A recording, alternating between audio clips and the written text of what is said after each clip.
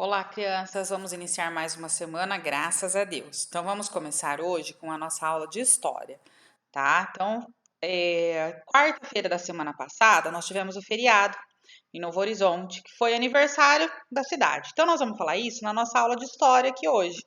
Datas comemorativas: 28 de outubro, aniversário de Novo Horizonte. Foi quarta-feira da semana passada. Eu falei para vocês já toda a história, mas eu vou ler aqui de novo a história de Novo Horizonte para vocês poderem responder as perguntas que nós vamos fazer, tá bom? Então aqui, ó. Os primeiros habitantes que deram origem ao município de Novo Horizonte procederam de Descalvado e Pirassununga, à procura de terras férteis pelo sertão adentro. O cidadão Joaquim Ricardo da Silva, tendo feito uma promessa a São José, resolveu erigir uma igreja em homenagem ao santo de sua devoção, iniciando a construção em 1895. Para o sucesso da empreitada, os senhores Antônio Cardoso de Moraes, Joaquim Vaz Floriano, Joaquim Portes da Silva e Maria Pinto Cardoso doaram 20 alqueires de terra para nascer o patrimônio de São José da Trindade, que em 1896 passou a chamar-se São José da Estiva, nome recebido por influência da fazenda Estiva. Então, quais foram os nomes que Novo Horizonte teve? São José da Trindade e logo depois São José da Estiva, por causa da fazenda Estiva. Em 1897, aqui chegou o senhor José dos Santos Fonseca, que comprara terras na região do Rio Morto e, achando a florescente povoação semelhante à cidade de Belo Horizonte, participou sua opinião com a comissão fundadora, composta por José Carvalho Leme, Pedro Alves do Vale, Irineu da Silva, Joaquim Pinto Cardoso e José Antônio de Lima, e batizou-a com o nome de Novo Horizonte. Nessa época, a cidade pertencia ao município de Boa Vista da Pedra, hoje a cidade de Itápolis. Construída a igreja local, a primeira imagem de São José foi doada pelo senhor José Carvalho Leme e transportada de Araraquara para cá, pelo senhor Jerônimo Ramalho, que aqui chegou em 26 de março de 1896. A povoação deveria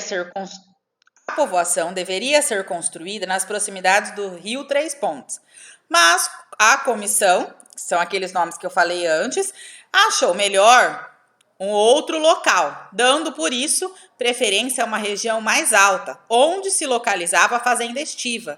A terra muito fértil, a água límpida, o solo cortado por córregos favoreceram a implantação da nova cidade. O distrito de Novo Horizonte foi criado pela Lei 993 em 2 de agosto de 1906. Então era distrito, ainda não era município. Sendo sua sede elevada à categoria de vila pela Lei 1038, em 19 de dezembro de 1906, mesmo ano.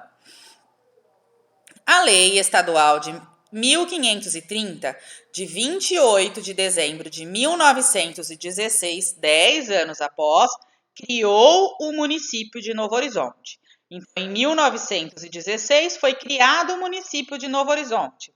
O município foi fixado como município em 28 de outubro de 1917. E a comarca de Novo Horizonte foi criada em 1922, antes de ser criado o cartório de paz. Havia um procurador encarregado de fazer registros de casamento e óbito em Itápolis. Então, vamos responder as atividades aqui, ó. Escreva nas linhas abaixo qual é o lugar da cidade que você gosta de ir quando sai com a sua família. Qual é o local que você gosta de passear aí em Novo Horizonte? O que mais tem que te encanta em Novo Horizonte? O que você mais gosta aí na cidade de Novo Horizonte? Então, agora aqui, ó, vamos para outro assunto. Sociedades fluviais. Então, aqui, ó, temos aqui a parte, ó, toda que pertence a rios, oceanos, os mares, tudo isso é fluvial. Então, vamos ver aqui, ó. Algumas das primeiras cidades do mundo se desenvolveram perto dos grandes rios. Por quê? Porque não tinha como ter água encanada. Por isso que eles sempre procuravam rios para construir as cidades. Pois era possível obter água para a população, para os animais e para o cultivo, de forma mais fácil, né? Essas sociedades estabelecidas no entorno dos rios são chamadas de sociedades fluviais. Muitas delas se destacaram com a criação de mecanismos de controle de água, como a irrigação, que permitia o cultivo de plantações, mesmo em períodos de seca. Os rios foram essenciais para a sobrevivência e prosperidade dessas sociedades. Como exemplos de sociedades fluviais, podemos citar a sociedade mesopotâmica, que se originaram nas proximidades do rio Tigre e Eufrates, há mais de 7.000 anos atrás. O termo Mesopotâmia significa rios, regiões dos rios, entre rios. Na África, às margens do rio Nilo, desenvolveram-se diversas sociedades, como a egípcia antiga.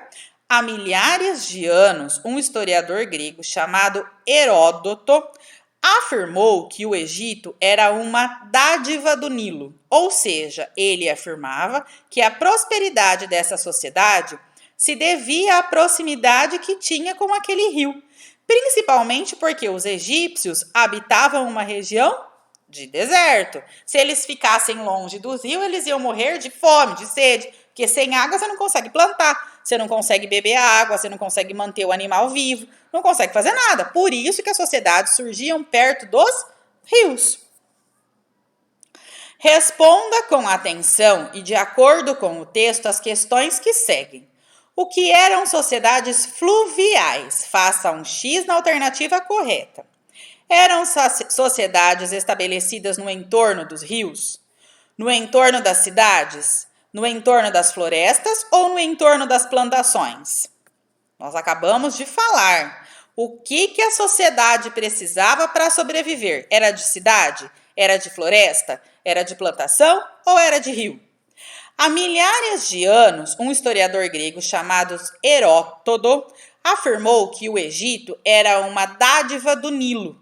O que ele quis afirmar com essas palavras? Então, o que ele quis afirmar com essas palavras? E a prosperidade dessa sociedade se devia à proximidade que tinha do rio. Por quê? Porque o Egito era numa região de deserto. Então, sem o rio, eles iriam morrer de sede, de fome. Os animais iam morrer, não ia ter plantação. Por isso que eles são uma dádiva, uma bênção do rio Nilo. Graças a Deus, tinha aquele rio ali pertinho, que é onde eles puderam construir a sociedade deles. Então, boa aula de história, né? Terminamos aqui história. Muito bem.